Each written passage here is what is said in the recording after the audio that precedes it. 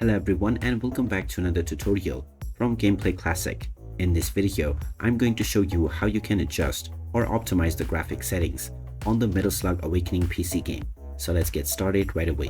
First of all, open up Metal Slug Awakening on your device, and after logging in and launching, you will need to complete the first level.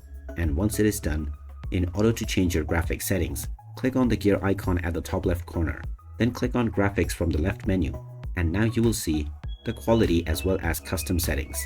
Now within the quality setting, make sure that the highest resolution available is selected and choose the highest frame rate as well. You can choose to have high or ultra darker.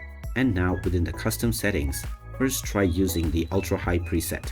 Leave all of the available values at the highest, including the anti-aliasing, shadow quality, reflection quality, the details as well as flood lighting, bloom and depth of field. Set them to ultra high or open. And for anti-aliasing, set the ×8 value. You can then click on continue, and now just play around within your game and see how these settings feel. If these settings are smooth enough and you don't notice any performance issues, then you can continue forward with these settings. Otherwise, you can once again go back to the graphic settings page and try reducing some of these values by one step. Within the custom settings, reduce the anti-aliasing as well as shadow and reflection quality. Also try turning down the details by one step to high, and you can also choose the high value for rendering. Then continue forward once again and see how your settings feel. And by following this step, you can find the optimal balance of performance and quality within your gameplay.